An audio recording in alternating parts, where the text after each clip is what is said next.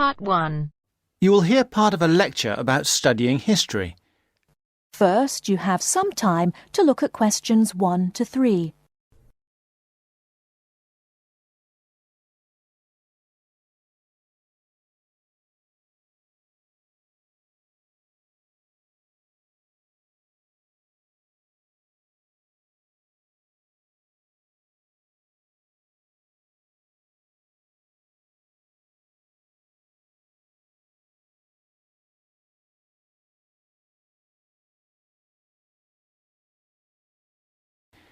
Listen carefully and answer questions 1 to 3.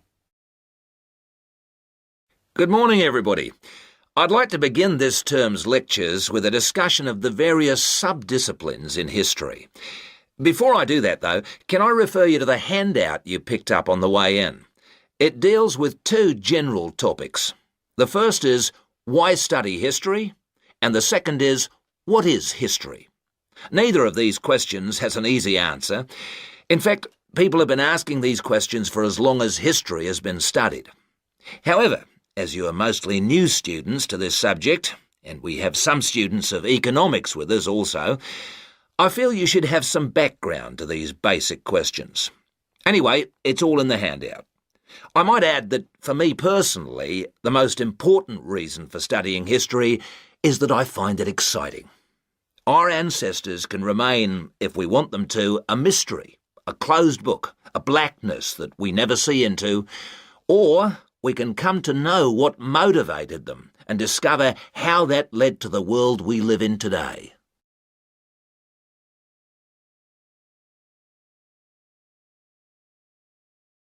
Before you hear the rest of the conversation, you have some time to look at questions 4 to 10.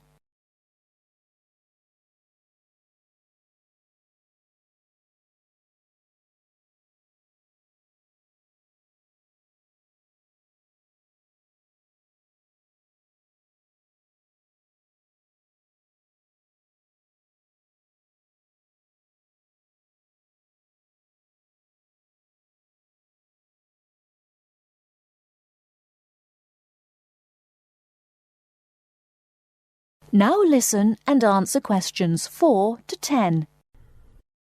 Now answer questions 4 to 10. You who have chosen to pursue the study of history are very fortunate.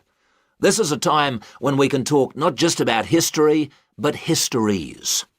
Traditionally, history was seen as one subject, and the subject matter was clear. It was about kings and queens and wars. Additionally, it was about states and empires, or groups of states. This is what we now call political history. The subtopics were the parts of the world, for example, the history of China or of France.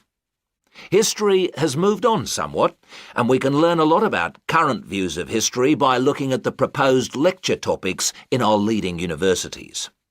In fact, you'll see that even the simplest definition of history, that it is about what happened in the past, is up for grabs. Some of the more, how shall I put it, progressive areas of study are as much about what should happen in the future. One example of this is the field of postmodern history. Likewise, feminist history looks at the past to make sure the future will be different, and it uses the past to assist in its efforts to make the future as it wants it to be.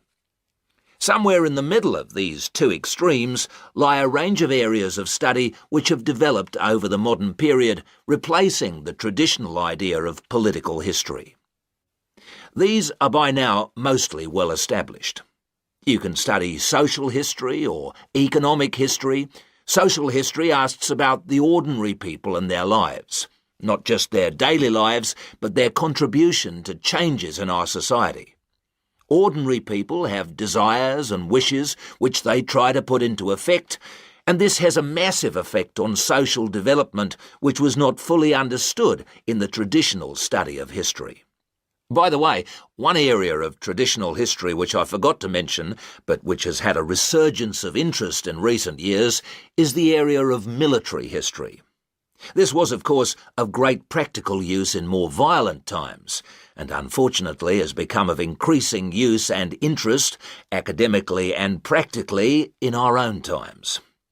By the way, there is a new series of lectures on military history in our department, as if to demonstrate the truth of what I've just said. Ethnic and multicultural history are further examples of kinds of history which, like social history, differ from the traditional forms. Ethnic history is a modern concern which concentrates on the value systems and beliefs of a people, usually a minority people, which were ignored in the rapid forward march of the rich and powerful nations and states. How various ethnic groups live together and how their traditions change and develop is the subject of its contemporary cousin, multicultural history. In sum, as I said, you are fortunate to have such a wide choice of things to study in the fields of history. Choose wisely. And finally, it only remains for me to wish you good luck in your studies. That is the end of part 1. You now have half a minute to check your answers.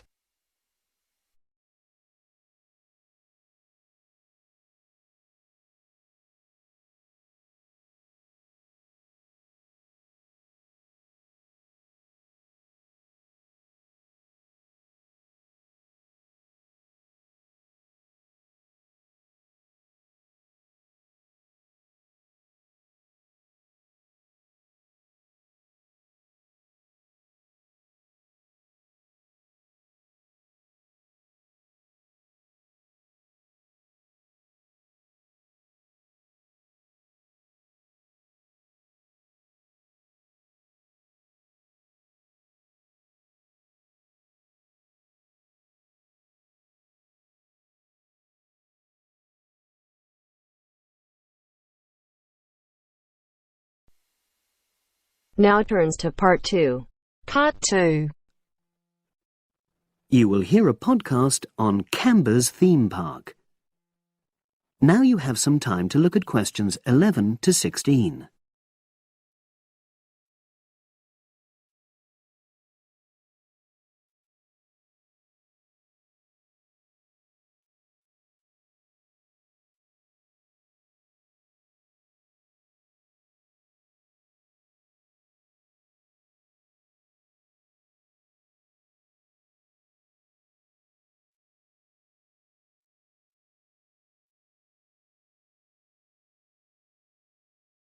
Now listen and answer questions 11 to 16. Welcome to Canberra's Park podcast. In the next few minutes, I'll tell you a little about the park and the amazing things we have to offer. We like to think that Canberra's offers more than other theme parks. Like them, we have a variety of exciting rides for people of all ages, but Canberra's also places strong emphasis on the educational experience for its visitors. Not boring facts, but lots of interactive exhibits. Although it's mainly an outdoor experience, we do have some indoor activities if the weather gets too dreadful. The park's got a lovely, well-established feel, set in 80 acres of beautiful countryside, about 3 miles south of the tourist resort of Dulchester. The park was set up in 1997 by the Canberra family, but then taken over by new owners in 2004, who have maintained the original vision of the Canberras. It has lots of old trees, hundreds of flower beds, and a gorgeous lake. Canberra's has over 45 different rides, exhibits and arcades. All but one of these is free once you've paid your entrance fee. We charge a small fee for our newest ride to reduce the length of the queues. You don't pay anything for parking. A family ticket for a family of 4 works out at about £8 per person, which is amazing value. Full details of current prices are shown on our website, along with full details of rides, etc., and directions for getting to us. We also have a number of special offers. For example, if you live locally, why not join our Adventurers Club, which entitles you to 50% off ticket prices all year round, and a special lane for all rides and exhibits, which means you don't have to wait to get into any part of the park. See the Offers tab on the website. We've recently added a number of new exhibits to the park, and we're particularly proud of our Future Farm Zone, which houses over 20 different species of animals, from chipmunks to dairy cows. The emphasis is on getting near to the animals. All of them can be petted, and you can buy food for feeding the animals. Many of our younger visitors say that this is the high point of their visit. And speaking of food, don't let the animals have all the fun. We have a total of 7 different catering outlets on the site. We're open 10 to 5:30 all year round, and cold drinks and snacks can be bought at any time during opening hours. And hot food is available most of the day in the Hungry Horse Cafe from 11 until 5, just half an hour before closing time. Now you have some time to look at questions 17 to 20.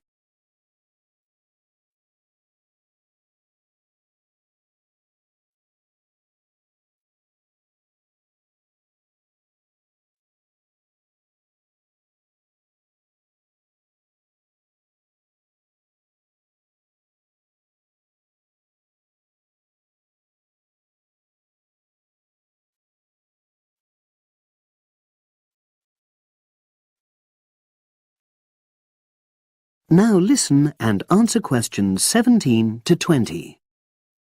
Now we want all our visitors to have an exciting time when they come to the park, but our first priority must be safety. Parents and guardians know their children's behavior and capabilities, but here at the park we have set certain conditions for each of the rides to ensure that all visitors get the maximum enjoyment out of the experience and feel secure at all times. There are 4 major rides at the park. Our newest ride is the River Adventure, which is designed to reproduce the experience of whitewater rafting. No amount of protective clothing would make any difference, so only go on this ride if you're prepared to get wet. Children under 8 can go on this ride, but all under 16s must have an adult with them. Not all of our rides are designed for thrills and spills. Our Jungle Gym roller coaster is a gentler version of the classic Loop-the-Loop, specially created for whole family enjoyment, from the smallest children to elderly grandparents, suitable for all levels of disability and health conditions.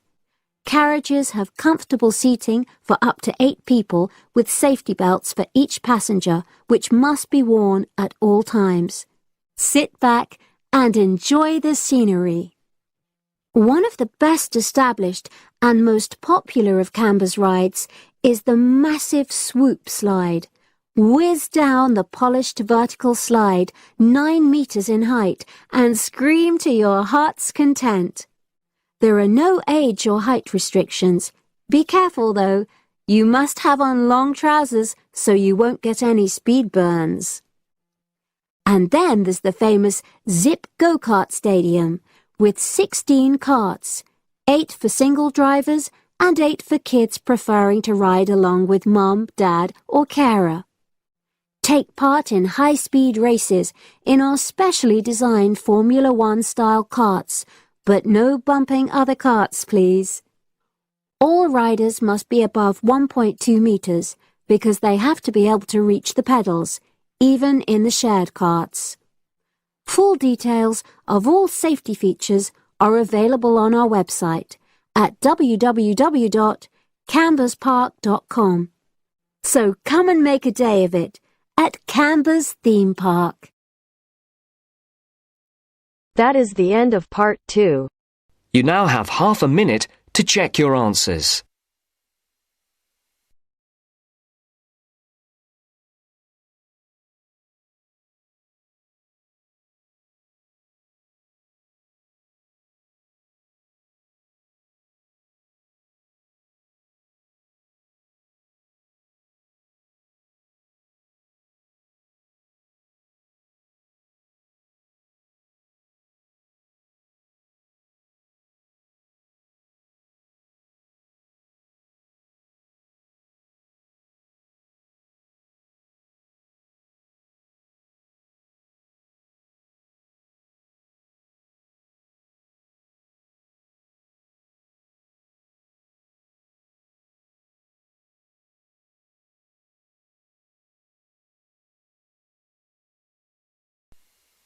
Now turns to Part 3.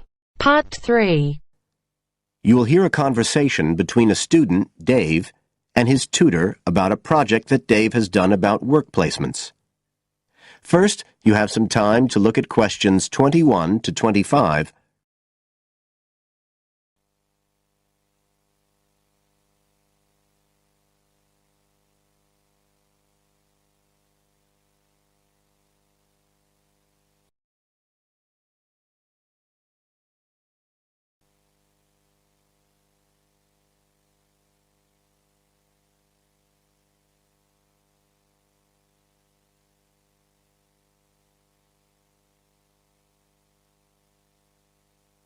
Now listen carefully and answer questions 21 to 25.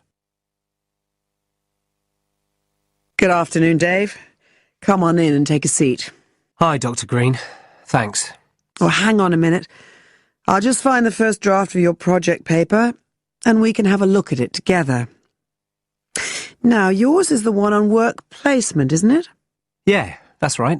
So what made you choose that for your project? Well, I suppose it was because sending students off to various companies for work experience seems to be such a typical part of educational courses these days. I mean, even school kids get to do it. But I felt everyone just kind of assumes it's a good thing. And I guess I wanted to find out if that's the case. But you don't look at schools or colleges, right? You've stuck to university placement schemes. Yeah, well, I quickly found that I had to limit my research. Otherwise, the area was just too big. Do you think that was okay? I think it's very sensible, especially as the objectives might be very different. So how many schemes did you look at? Well, I sent out about 150 questionnaires altogether. 50 of each to university authorities, students and companies.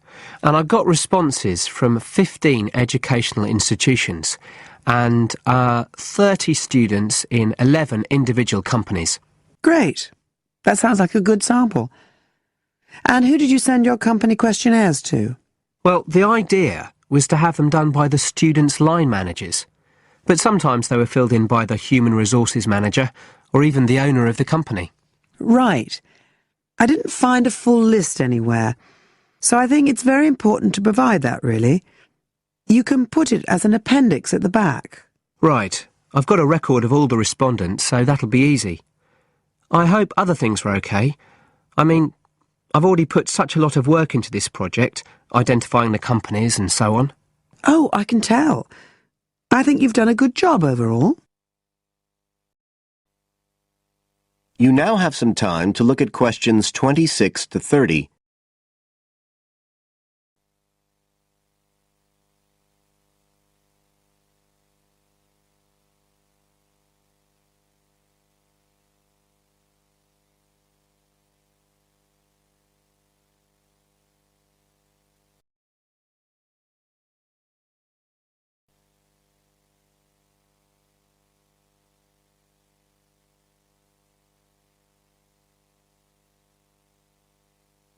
Now listen and answer questions 26 to 30. I thought your questionnaires were excellent, and you'd obviously done lots of background reading, but there were a few problems with the introduction. First of all, I think you need to make some slight changes to the organisation of your information there. At present, it's a bit confused. OK. What did you have in mind? Well, you write quite a bit about work placement in general, but you never explain what you mean by the term. So you think I should give a definition? Exactly. And the introduction is the place to do it. And then, look, you start talking about what's been written on the topic, but it's all a bit mixed up with your own project. So do you think it would be better to have two sections there, like a survey of the literature as the introduction, and then a separate section on the aims of my research? I do. You can include your methods for collecting data in the second section too. It would be much clearer for your reader. Establish the background first, then how your work relates to it. It would flow quite nicely then. Yes, I see what you mean. Anyway, moving on. I like the way you've grouped your findings into three main topic areas. Well, it became very obvious from the questionnaires that the preparation stage was really important for the whole scheme to work, so I had to look at that first. And I found a huge variation between the different institutions, as you saw. I was wondering if you could give a summary at the end of this stage of what you consider to be the best practice you found. I think that would be very helpful. Right, I'll just make a note of that. What did you think of my second set of findings on key skills development? For me, this is the core of my whole project, really. And you've handled it very well. I wouldn't want you to make any changes. You've already got a nice final focus on good practice there. Thanks. Right. Now, I think the last part, which deals with the reasons why students don't learn... What, the constraints on learning chapter? Yes, that's the one. I think you need to refer to the evidence from your research a bit more closely here. You know, maybe you could illustrate it with quotations from the questionnaires, or even use any extracts from a student diary if you can, and refer back to what you've written about good practice. That is the end of part 3. You now have half a minute to check your answers.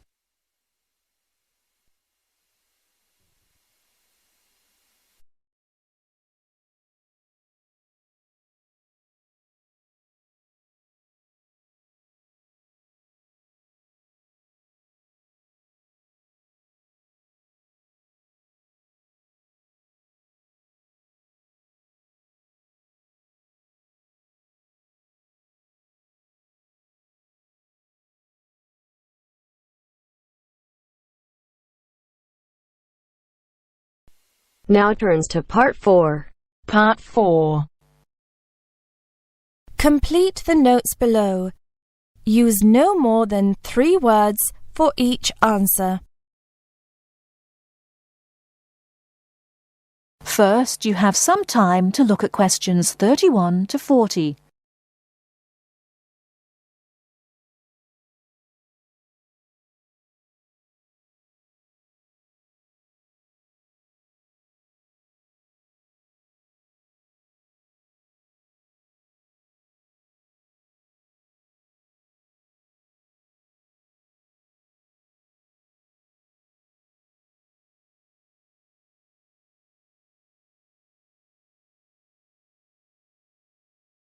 Now, listen carefully and answer questions 31 to 40. Good afternoon. I'm glad you all found your way here.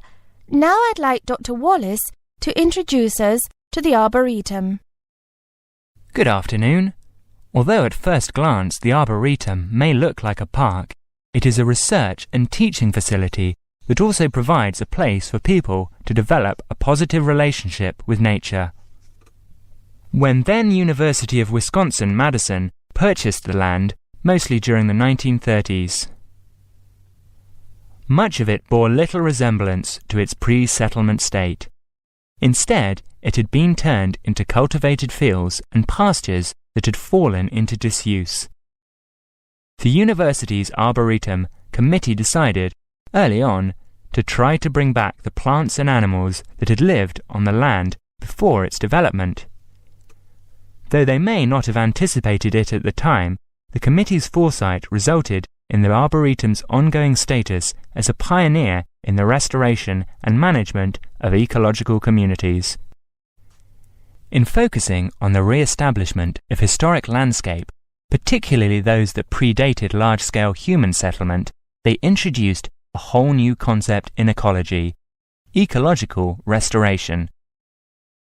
The process of returning an ecosystem or piece of landscape to a previous, usually more natural, condition.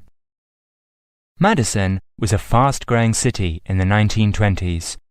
Fortunately, some leading citizens recognized the need to preserve open space for Madison's residents. Most of the Arboretum's current holdings came from purchases these civic leaders made during the Great Depression.